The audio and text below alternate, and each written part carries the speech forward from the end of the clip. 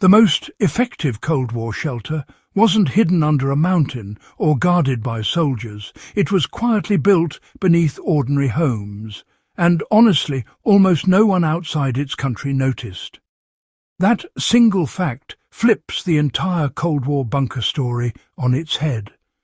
While superpowers poured billions into massive secretive bunkers meant to save leaders, one small nation focused on something radically different, protecting everyone. Not generals, not politicians, ordinary people. And the result was a shelter system that outperformed every bunker design of the era in one crucial way: real-world survival.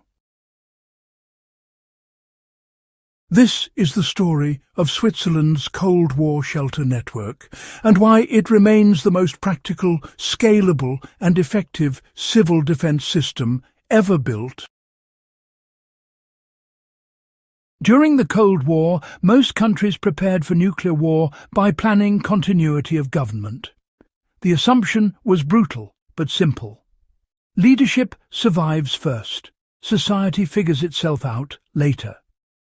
That logic produced iconic bunkers like Cheyenne Mountain in the United States or deep command shelters beneath Moscow. Switzerland rejected that idea entirely.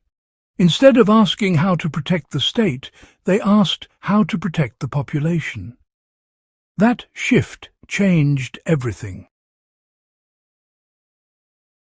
By the early 1960s, Switzerland adopted a policy unlike anything else on Earth. Every citizen was entitled to a protected shelter space, not theoretically, physically, measurably. If you lived there, the government expected you to have a place underground that could keep you alive during nuclear fallout. And they enforced it. Here's where things get serious. Swiss law required that every new residential building include a nuclear fallout shelter.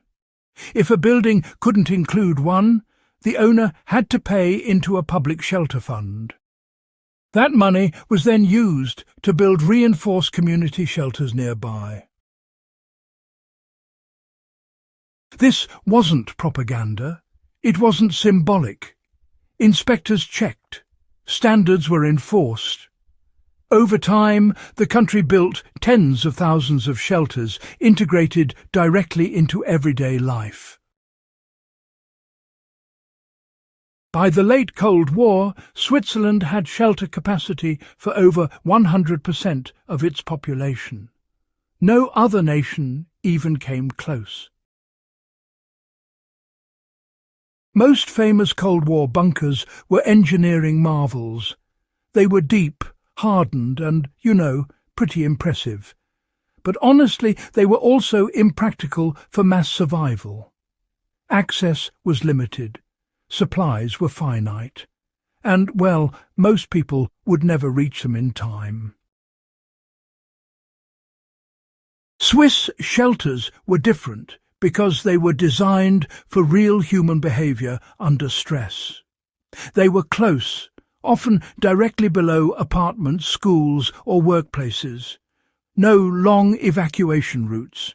No last-minute transport chaos. You went downstairs, you sealed the door, you survived. The doors alone tell the story. Thick steel blast doors with rubber gaskets designed to be closed quickly and sealed tight. Air filtration systems operated manually if power failed. Hand-cranked blowers ensured airflow even during extended outages. This wasn't about luxury, it was about function. Survival during nuclear fallout isn't about hiding from the blast. It's about enduring what comes after. Radiation levels spike, then slowly decline. The key is time. Swiss shelters were built to support people for days or weeks with minimal outside exposure. Ventilation systems filtered radioactive particles. Water supplies were either stored internally or connected to protected mains. Waste systems were simple but effective.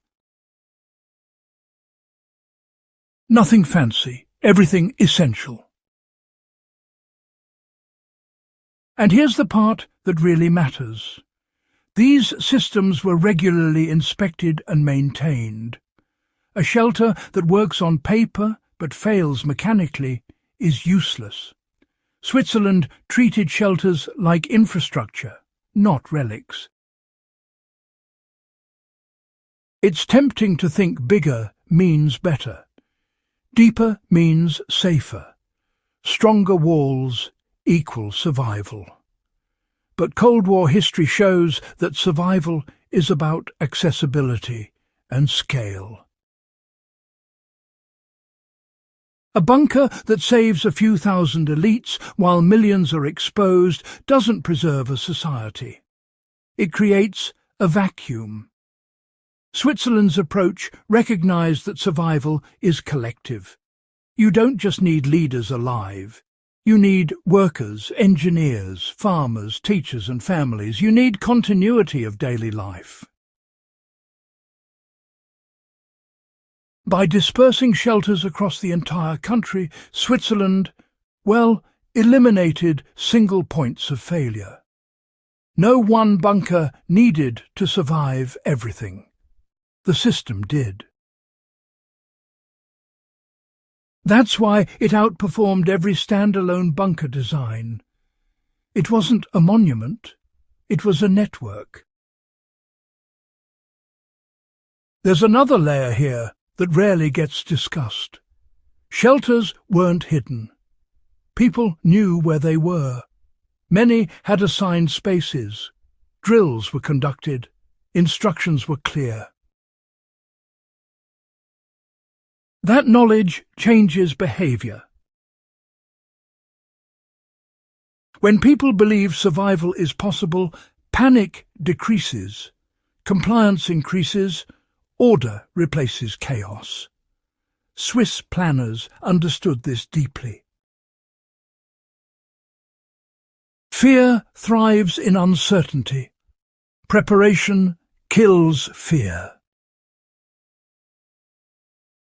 This psychological advantage is something massive secret bunkers never addressed. You can't calm a population with a shelter they'll never see.